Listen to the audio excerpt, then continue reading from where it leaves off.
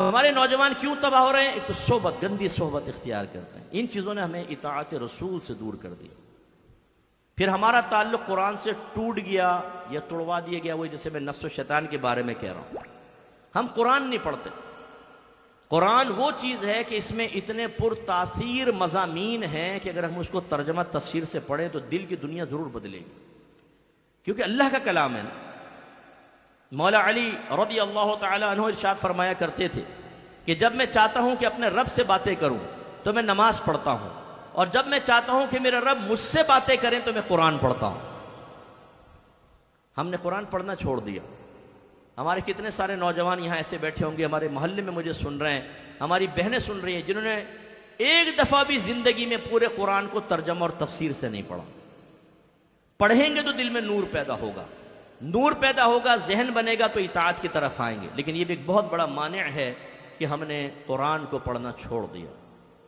حالانکہ اللہ تعالیٰ نے اپنے حبیب کی مدح میں ارشاد فرمایا کہ یتلو علیہم آیاتہ ویزکیہم ویعلمہم الکتاب والحکمہ، یہ نبی ان کے سامنے قرآن کی تلاوت فرماتے ہیں، ان کا تزکیہ نفس کرتے ہیں اور انہیں کتاب اور حکمت سکھاتے ہیں۔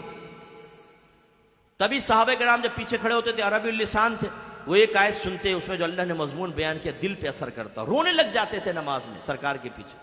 بعض اوقات سرکار کی آنکھوں سے آنسو نکل جاتے تھے۔ ہم جب قرآن پڑھتے ہیں ہم کہتے ہیں ہم پڑھ رہے ہیں۔ بھائی آپ پڑھ نہیں رہے، آپ صرف زبان ہلا رہے ہیں۔ جب سمجھ میں نہیں آئے گا تو دل پہ اثر کیا ہوگا؟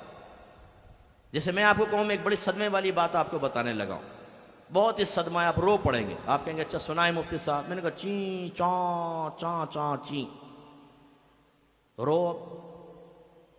آپ کہیں گے مفتی صاحب سمجھ میں نہیں آیا، میں تو ہنسی آگے رونے کے بجائے۔ تو بالکل صحیح کہا آپ نے، جب بات ہی سمجھ میں نہیں آئے گی تو کیسے دل پہ اثر ہوگا، کیسے غم پیدا ہوگا؟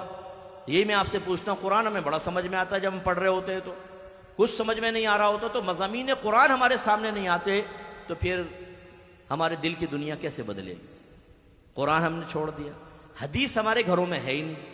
عجیب محبوبیت ہے کہ اگر کسی کو معاذ اللہ لڑکے کو لڑکی سے پیار ہو جائے، لڑکی کو لڑکے سے عشق ہو جائے، عشق مجازی شیطانی چکر، اور اس کا میسیج آ جائے، ابھی بیان میں آ جائے نا، نوٹیفیکیشن ٹنگ آواز آئے، ٹیڑھی آنکھ سے دیکھا، اوئی زلیخا، ایک لمحہ نہیں لگائے گا، فوراً کھولے گا، مفتی صاحب آپ لگے رہو میں ادھر دیکھ لوں، اس کا پورا میسیج پڑے گا چاہے کتنا لمبا کیوں نہ ہو۔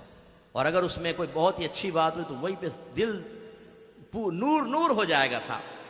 اب یہ نہیں کہ ڈیلیٹ مار دے، نہیں، اس کو سیو کر کے رکھے گا اور بار بار پڑھے گا اور خوشی محسوس کرے گا۔ میں کہتا ہوں واقعی اس کو سچی محبت ہے۔ اگر واقعی ایسا تو واقعی اس کو کچھ نہ کچھ محبت ہے۔ محبوب کے ساتھ ایسا ہی ہونا چاہیے، بالکل ایسا ہونا چاہیے۔ اب ہم بھی تو یہ دعویٰ کرتے ہیں کہ ہمیں نبی کریم صلی اللہ علیہ وسلم سے محبت ہے، ہم محب ہیں، سرکار ہمارے محبوب ہیں، لیکن سرکار کی حدیث پڑھنے کے بعد کبھی ایسی لذت ہم نے محسوس کی ہے؟ کبھی ایسا پیار محسوس کیا ہے؟ کبھی اتنے استغراق کے عالم میں اتنی توجہ کے ساتھ ہم نے حدیث کو پڑھا ہے؟ ہمارے گھر حدیثوں سے خالی ہوگا۔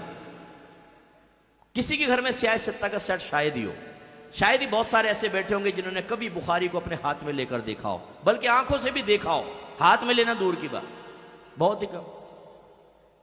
تو جب قرآن نہیں پڑھیں گے، حدیث نہیں پڑھیں گے، دل میں نور کیسے پیدا ہوگا؟ قرآن بھی یاد رکھیں اللہ کا کلام وحی ہے، حدیث بھی وحی ہوتی ہے۔